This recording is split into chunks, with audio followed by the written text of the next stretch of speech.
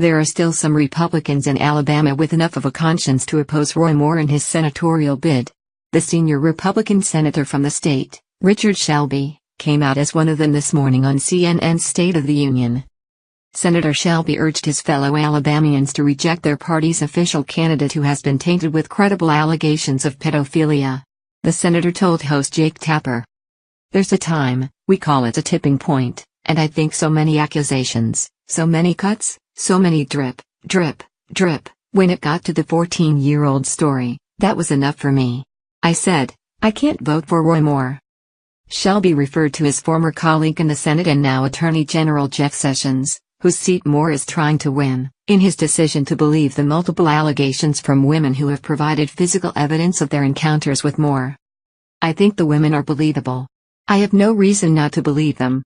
Just like the Attorney General Sessions said. He had no reason not to believe the women. They were credible. But I wasn't there. I don't know what happened. But there are a lot of stories there, a lot of smoke. Gotta to be some fire somewhere. For these reasons, Shelby urged the citizens of his state to do what he did and support a write-in Republican candidate. "I didn't vote for Roy Moore. But I wrote in a distinguished Republican name. And I think a lot of people could that," he said to Tapper. Shelby didn't say who he voted for, but it may have been Luther Strange, who was appointed by Alabama's governor to hold the Senate seat until the results of next week's special election are tallied.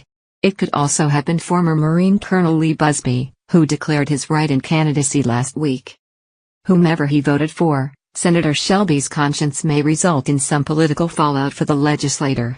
He is defying the will of both the Alabama Republican Party organization, as well as the Republican National Committee, which pulled an about-face on its refusal to provide funding for Moore's campaign after President Trump declared his unwavering support of an alleged pedophile over the chance of Democrat Doug Jones gaining the seat.